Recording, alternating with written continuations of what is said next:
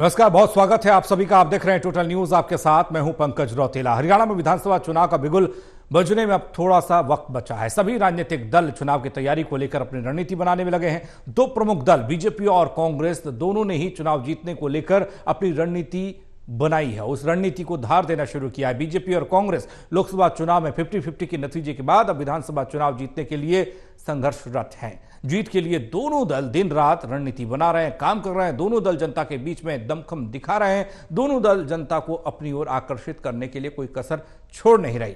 BJP पूरा जोर लगा रही है तो वहीं हरियाणा में तीसरी बार हैट्रिक लगाने की कोशिश के लिए, वहीं कांग्रेस के रणनीतिकार इस कोशिश में जुटे हैं कि इस बार किसी तरह 10 साल का वनवास खत्म हो। आज चर्चा इसी पर।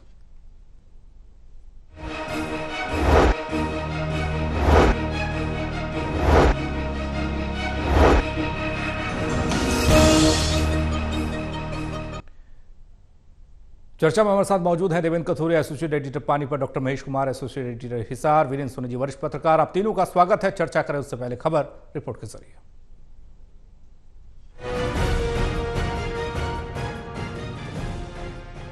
हरियाणा में 10 साल से सत्ता में काबिज बीजेपी अब तीसरी बार चुनाव जीतने के लिए कमर कस चुकी है, मैदान में कूद चुकी है। रोहतक की बैठक में जमीनी स्तर पर चुनाव जीतने की रणनीति बनी। बूथ स्तर पर पार्टी को और मजबूत करने पर जोर दिया गया तो पंचकुला में अमित शाह की हुंकार से पार्टी के नेताओं और कार्यकर्ताओं में जोश भरने का काम किया गया। साथ ही पार्टी सरकार के स्तर पर पिछले 10 साल की कमियों को दूर करने की कोशिश कर रही है। अब पार्टी के नेता समस्याओं को सुनकर निदान करने की कोशिश कर रहे हैं तो तहसीलदार, जिला और प्रदेश स्तर पर अधिकारी जनता की समस्याओं का समाधान कर रहे हैं। इतना ही नहीं, 9.5 साल तक सीएम रहे मनोहर लाल के अधूरे कामों को नए मुख्यमंत्री नायब सिंह सैनी पूरा करने में जुटे हुए हैं। इन सब के बीच मुख्यमंत्री सैनी से लेकर बीजेपी के बड़े नेता कांग्रेस और उसके नेताओं पर बड़े से बड़ा सियासी वार करने से भी नहीं चूक रहे। जब यहाँ हजारों की संख्या में कल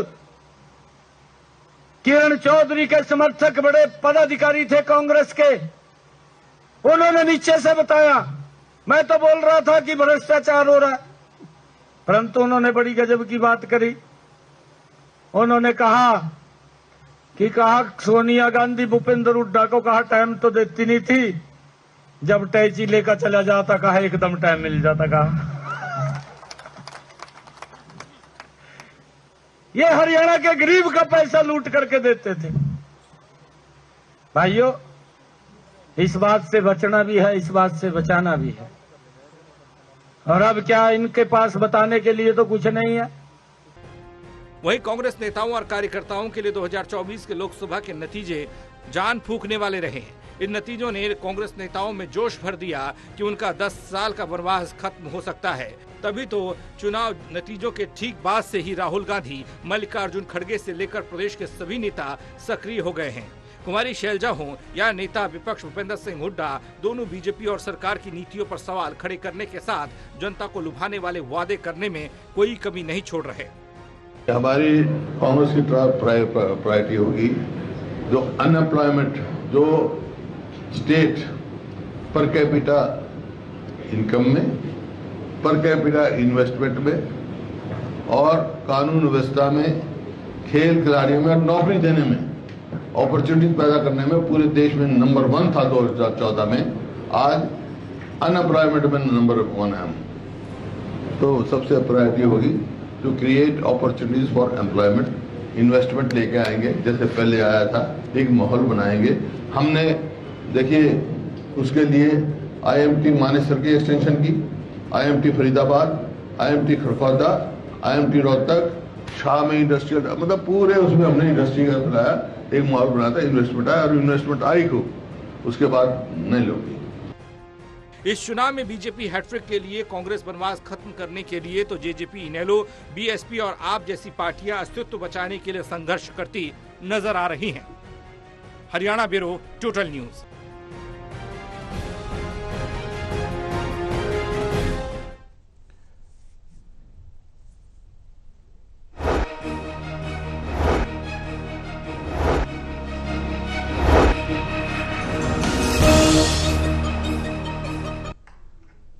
तो तो क्या होगा इस बार? हरियाणा की जनता का आदेश, जनादेश का इंतजार सियासी पार्टियां कर रही हैं। अपने अपने पक्ष में माहौल बनाया जरूर जा रहा है।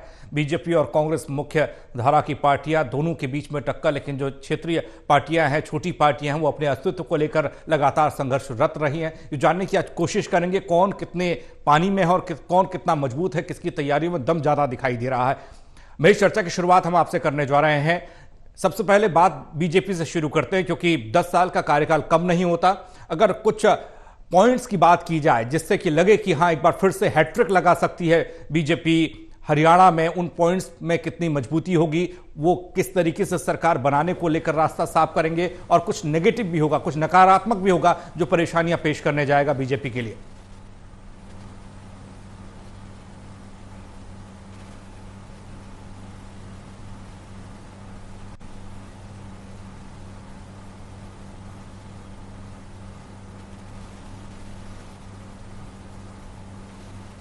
महेश, आपकी आवाज हम तक नहीं पहुंच रही है। देवेंद्र के पास हम चल रहे हैं। देवेंद्र, यही सवाल आपसे भी है, पॉजिटिव और नेगेटिव अब इसकी तुलना होना जरूरी है। किसके पास कितनी मजबूती है और कहां उसकी कमजोरी है? बीजेपी से शुरुआत करते हैं, क्योंकि हैट्रिक लगाने की बीजेपी ने सोची और इसी को लेकर रणनीति, उसी को लेकर लगातार काम हो रहा है।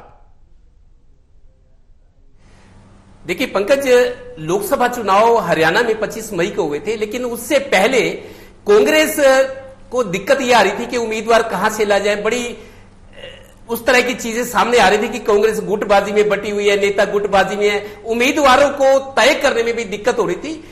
एक सवा महीने के बाद कांग्रेस के उम्मीदवार सामने आए। बीजेपी पहले उम्मीदवार उतार चुकी थी, लेकिन लोकसभा चुनाव से पहले जो स्थिति थी कांग्रेस की, परिणाम आने के बाद ऐसे लगा जैसे लॉटरी खुल गई कांग्रेस की। 5 सीटें मिल गई और बीजेपी की 5 सीटें कम हो गई। दरअसल जो ये परिस्थितियां बदली हैं, उसी से ही पूरी तस्वीर बदल गई है। बीजेपी जो लगातार दावा कर रही थी कि 10 सीटें जीतेंगे, प्रधानमंत्री से लेकर अमित शाह जी से लेकर प्रदेश नेतृत्व हुआ, जो भी राजनाथ सिंह आए, योगी जो मुख्यमंत्री है यूपी के, वो भी प्रचार के लिए हरियाणा आए थे। चौतरफा इस तरह का माहौल बना था कि 10 की 10 सीटें बीजेपी जीत रही है। लेकिन परिणाम जब आए तो उससे मेरे को लगता है तस्वीर आधी साफ हुई और आधी ढकी गई थी। मतलब चूंकि आगे विधानसभा चुनाव है, तो चुनाव परिणामों ने ये फर्क ला दिया परिस्थितियों में। और जिस तरीके से कांग्रेस को 5 सीटें मिली, कांग्रेस की गुटबाजी, कांग्रेस की कमजोरी, कांग्रेस की लेट लतीफी, संगठन न होना, सारी कमियां ढक गई जब उनकी 5 सीटें आई। और बीजेपी को होश आया कि 10 की जगह तो 5 सीटें रह गई हैं, तो उनको लगा कि अब आगे विधानसभा चुनाव है, विधानसभा चुनाव में भी चुनौतियां हो सकती है। और कांग्रेस को जो एक बूस्टअप हुआ है, कांग्रेस का मनोबल बढ़ा है, कार्यकर्ताओं का, नेताओं का, हाईकमान भी गंभीर हुआ, सक्रिय हुआ, और उसको लगा कि कांग्रेस को लोग चाह रहे हैं। बीजेपी के खिलाफ जो माहौल बना हुआ है, जो लोकसभा चुनाव परिणाम है, तो हाईकमान के भी हौसले बढ़े, सक्रियता और बढ़ी, नए उपाय किए गए, मीटिंगें चली, और प्रदेश नेतृत्व भी दम भरने लगा कि अब विधानसभा में हम सरकार बनाएंगे। तो ये जो परिस्थितियां बदली चुनाव परिणामों के बाद, उसी का नतीजा है कि जब ये 50-50 हुआ तो बीजेपी को लगा कि अब मेहनत और करनी पड़ेगी, और कांग्रेस को लगा कि अब आपके हाथ में अवसर है।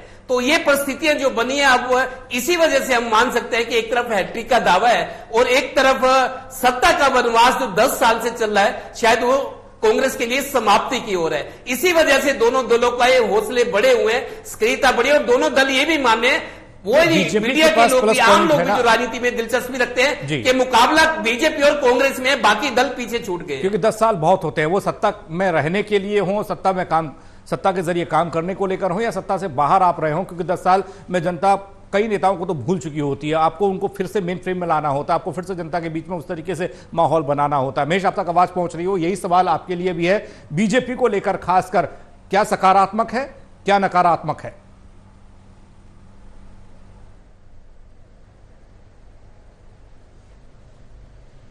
देखिए, नफे नुकसान का जिक्र आप पिछले सवाल में कर रहे थे, सीधे मैं उसी पर आता हूं। नफे नुकसान की जहां तक बात है और भारतीय जनता पार्टी का जिक्र आप कर रहे हैं, तो भारतीय जनता पार्टी अभी जो करने जा रही है, एडवांटेज क्या? एडवांटेज यह है कि ऊपर इनके गठबंधन की सरकार है और हरियाणा प्रदेश में भारतीय जनता पार्टी की सरकार है, यानी सामंजस्य को लेकर किसी भी तरह की परेशानी नायब सिंह सैनी के सामने नहीं है। हरियाणा के खजाने में जितना भी धन है, उससे ज्यादा बांटने का काम नायब सिंह सैनी करेंगे। ज्यादा मैं इसलिए कह रहा हूं कि बहुत कुछ ऐसा घोषणा में कर दिया जाएगा जो कि कोड ऑफ कंडक्ट हरियाणा विधानसभा का लग जाएगा, और उसके बाद उसकी डिलीवरी अगली सरकार में करनी होगी, यानी वो जो भुगतान है वो इस सरकार में नहीं किए जाएंगे, अगली सरकार में उनका भुगतान होना है। तो ऐसे में खजाने में मौजूद धन से कहीं ज्यादा बांटने का काम अब हरियाणा की सरकार करने जा रही है। तमाम वो चीजें जिसपे एडामेंट थे पूर्व मुख्यमंत्री जो है मनोहर लाल खट्टर एडामेंट थे, किसी की सुनने के लिए तैयार नहीं थे, अब उन तमाम नियमों को बदलने के लिए और पल भर में ध्वस्त करने के लिए तैयार है नायब सिंह सैनी। जनता का आशीर्वाद चाहते हैं, जनता का प्यार चाहते हैं, जनता की मोहब्बत चाहते हैं, जो कुछ बांटना पड़े वो बांटने के लिए तैयार हैं। और आए दिन हम देख रहे हैं जिस तरीके से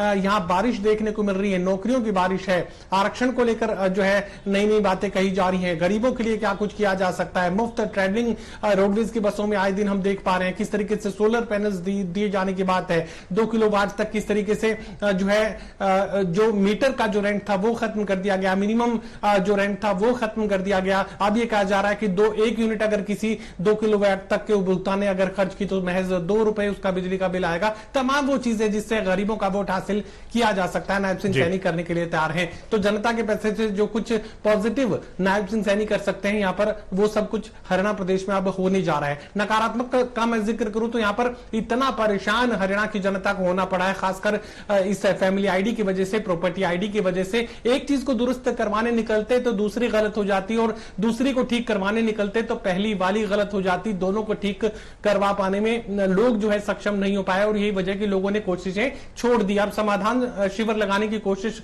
सरकार कर रही है और यहां जो है पूर्व मुख्यमंत्री भूपेंद्र सिंह हुड्डा कह रहे हैं कि आपको समाधान करवाने की जरूरत नहीं है, जैसे ही मैं आऊंगा पोर्टल सिस्टम खत्म। तो यहां पर जनता दूसरा जो विकल्प है वो बेहतर मान रही है। यहां भारतीय जनता पार्टी के लिए एडवांटेज और कांग्रेस पार्टी के लिए सबसे बड़ी चुनौती जो हाल फिलहाल मुझे नजर आ रही है वो ये है कि 3 से लेकर 10 कैंडिडेट तक एक विधानसभा क्षेत्र में कांग्रेस पार्टी ने माहौल को, समाज को बदलने के लिए जो है तैयार कर लिया है। अब ये जो कैंडिडेट्स है किसी एक को टिकट मिलेगी और बड़ी तादाद में कांग्रेस पार्टी के उम्मीदवार निर्दलीय चुनाव मैदान में उतरेंगे, जिससे कांग्रेस पार्टी के वोटों में बंटवारा होगा और उसका सीधा फायदा भारतीय जनता पार्टी उठा सकती है। और आर्थिक रूप से भी बड़ी शक्ति जो है, आर्थिक शक्ति जो है वो भारतीय जनता पार्टी के पास है। तो इलेक्शन मैनेजमेंट को लेकर भी भारतीय जनता पार्टी कांग्रेस पार्टी से कहीं आगे है। जनता भले ही आज कांग्रेस पार्टी के माहौल का जिक्र कर रही हो, लेकिन मैनेजमेंट की जब बात आएगी तो भारतीय जनता पार्टी वहां पर ऊपर नजर आएगी और मैनेजमेंट के बूते बहुत कुछ बदला जा सकता है। बहुत सारे कैंडिडेट्स को इधर से उधर किया जा सकता है और कुछ ऐसे जिताऊ कैंडिडेट्स पर भारतीय जनता पार्टी की नजर टिक चुकी है, जिन्हें भारतीय जनता पार्टी में लाकर उन्हें अपनी टिकट देकर जिताने की कोशिश बीजेपी के लोग करेंगे।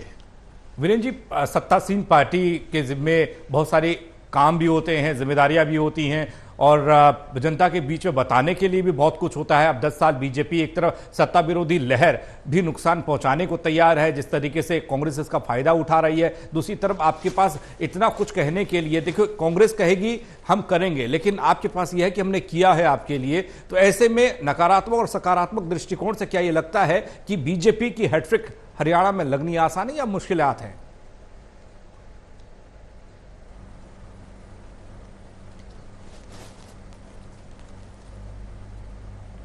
वीरेंद्र जी, आवाज पहुंच रही है आप तक?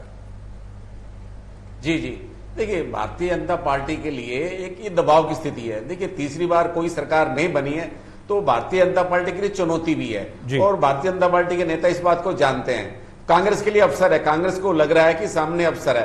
देखिए भारतीय जनता पार्टी के ना तो कार्यकर्ताओं में उत्साह है, ना सरकार को लेकर उत्साह है, ना संगठन को लेकर उत्साह है, क्योंकि जब तक 9.5 वर्ष तक कार्यकर्ताओं की किसी ने सूद नहीं ली, कार्यकर्ताओं की कहीं सुनवाई नहीं हुई, मान सम्मान नहीं मिला, तो इसलिए कार्यकर्ताओं में निराश होना स्वाभाविक है। अब दूसरे दलों के जो नेता आ रहे हैं उनको गले लगाया जा रहा है। जो समर्पित और निष्ठावान कार्यकर्ता है उनमें यह भाव आ गया है कि भारतीय जनता पार्टी अब पार्टी विद ए डिफरेंस सिर्फ कहने के लिए है। अब यहां जैसे सिर्फ वॉशिंग मशीन की स्थिति वाली बात रह गई है, तो कार्यकर्ताओं को लग गया अब समर्पण का और त्याग का कोई मूल्य नहीं। काम के बल पर क्या हरियाणा में बीजेपी अपने बल पर तीसरी बार सरकार बना सकती है, जो काम किया? क्योंकि 10 साल कम नहीं होता है।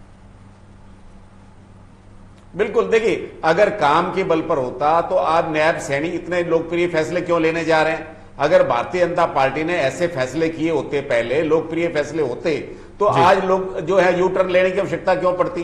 तो ये स्थिति बनी हुई है कि भारतीय जनता पार्टी ने पहले जो निर्णय लिए हैं वो कठोर निर्णय लिए हैं और उन पर अगर जनभावनाओं के अनुरूप फैसले किए होते तो आज ये स्थिति नहीं होती। बार बार यू टर्न नहीं लेना पड़ता, कभी कुछ फैसले हो रहे हैं, कभी कुछ फैसले हो रहे हैं। अब तो लोक लुभावन फैसले की झड़ी लगा दी गई है और ये बात है कि कांग्रेस के लिए भी एक अवसर लगता है। कांग्रेस खुद में मजबूत नहीं है, कांग्रेस को लगता है कि भारतीय जनता पार्टी से की सरकार से लोग असंतुष्ट हैं, वो बदलाव चाहते हैं। अगर ये कांग्रेस के पक्ष में सिर्फ बदलाव की बात है तो ये बदलाव अगर भारतीय जनता पार्टी जो है अपनी सरकार के अपनी कितनी उपलब्धियां गिनाएंगे। देखिए लोकसभा चुनाव में तो मोदी चेहरा था, अब विधानसभा चुनाव में तो कोई चेहरा है नहीं, चाहे नैब सैनी का चेहरा हो चाहे मनोहर लाल का चेहरा हो, लेकिन भारतीय जनता पार्टी का ये चेहरा जो है वो आकर्षक नहीं है, वो वोट आकर्षित नहीं कर सकता, मतलब वोट कैचर नहीं है। तो इसलिए अब जो है, अब देखिए अब अधिकारियों का समाधान शिविर लगाने के लिए कहा तो अब अधिकारी दावा कर रहे हैं इतनी शिकायतें आ गई, 400 शिकायतें आ गई। मतलब ये जब अगर समाधान शिविर नहीं लगते तो ये शिकायतें थी नहीं,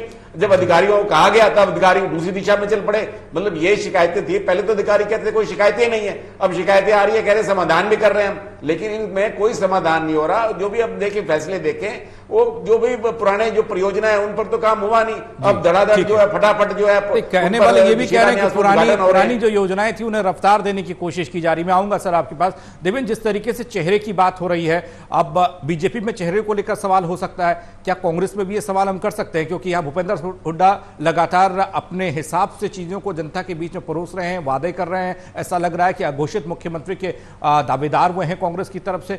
चेहरों के मामले में और रणनीति के मामले में क्या कांग्रेस कहीं 21 हो सकती है? देखिए पंकज, भूपेंद्र सिंह हुड्डा और उदय भान हम पिछले कई दिनों से देख रहे हैं, जब भी प्रचार पर जिलों में लोगों में निकलते हैं, वो भूपेंद्र हुड्डा लगातार उन घोषणाओं का जिक्र करें जो घोषणाएं बहुत मतलब लालच देने वाली हैं और बहलाने वाली हैं। देखिए, जिनको 5100 रुपए पेंशन जेजेपी ने कही थी जब बीजेपी की सरकार मिलाई थी 2019 में, 5100 रुपए पेंशन बहुत होती है वृद्धों के लिए जो घर में बैठे हैं, जो 2-3 हजार में गुजारा करे थे, उनको लगा कि 5100 रुपए पेंशन मिलेगी, वो राजी हो गए, खुश हुए। लेकिन 5 साल बाद भी आज पेंशन 3000 रुपए है, 3000 पूरे किए हैं 5 साल में। लोग लगातार, विपक्ष भी सवाल उठाता कि आपने 5100 रुपए बुढ़ापा पेंशन, आज 31 लाख संख्या है, 31 लाख लोग 3 तरह की पेंशन है, जो वृद्धावस्था पेंशन जो होती है उसमें वृद्धावस्था जो 60 साल से ऊपर है, और विधवा जो विधवाएं हैं, और तीसरा जो दिव्यांग हैं। 3 तरह की पेंशन, 31 लाख की संख्या, 31 लाख। आप देखिए सीधे सीधे वोट जाते हैं। अगर कोई सरकार से खुश हो या सरकार की तरफदारी करना चाहे तो अब भूपेंद्र सिंह हुड्डा कह रहे हैं कि 3000 पेंशन है, हम 6000 कर देंगे। आप 1100 का सिलेंडर लेते हो, हम 500 में देंगे। 25 लाख तक का इलाज फ्री, अभी 5 लाख तक का इलाज फ्री हो रहा है। 2 लाख नौकरियों की बात है, 2 लाख नौकरियां खाली है, हम नौकरियां देंगे आपको।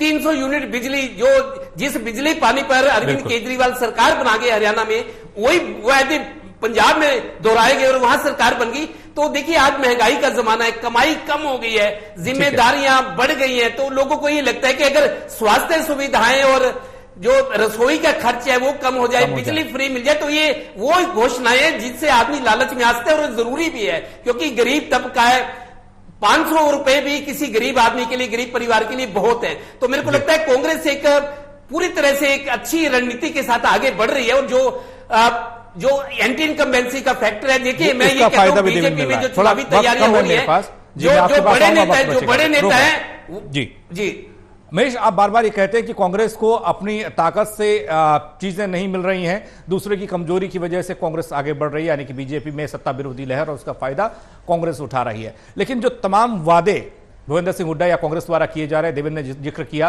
क्या ये वनवास खत्म करने के लिए काफी है? जनता विश्वास करेगी?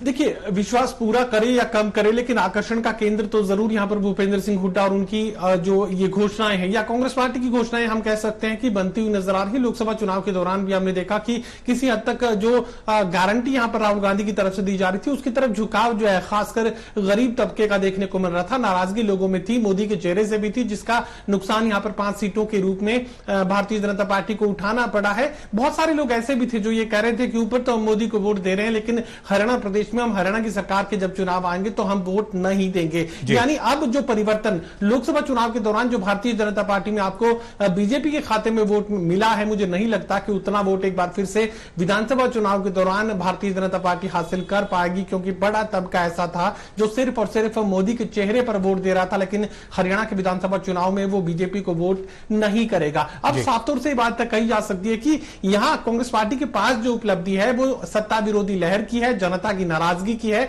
और सिर्फ इतना ही मैं कहूंगा कि कांग्रेस पार्टी की अपनी कोई खास मजबूतियां नहीं है, लेकिन जिस तरह के ऐलान यहां पर कांग्रेस पार्टी की तरफ से किए जा रहे हैं, उसके बाद नायब सिंह सैनी भी घोषणाओं की बारिश लगातार कर रहे हैं। और मैं ये कह रहा हूं कि खजाने में जितना धन होगा उससे कहीं ज्यादा बांटने का काम नायब सिंह सैनी अपने स्तर पर करते हुए नजर आएंगे। चुनाव के बाद क्या होगा, किसे कितना दिया जाएगा, कितना दे पाएंगे, ये चुनाव के बाद देखा जाएगा। लेकिन फिलहाल खजाने का मुंह खोल दिया गया है, जितना बरसा सकेंगे बरसाने की कोशिश करते रहेंगे। और यही कोशिश यहां पर भूपेंद्र सिंह हुड्डा घोषणाओं के रूप में करते हैं। लगातार सियासत में भी बात कही जाती है कि रोटी पलटना जरूरी है वरना जल जाएगी। 10 साल बीजेपी की सरकार को हो गए और जिस हिसाब से माहौल महेश बता रहे हैं या दिखाई दे रहा है, उससे ये लगता है कि कांग्रेस कहीं ना कहीं बीजेपी से थोड़ा ऊपर दिखाई दे रही है। थोड़ा मेहनत करे। अगर मेहनत की बात होती है तो कौन से बिंदु हैं जिन पर काम करने की जरूरत है कांग्रेस को सत्ता में वापसी के लिए, वनवास खत्म करने के लिए?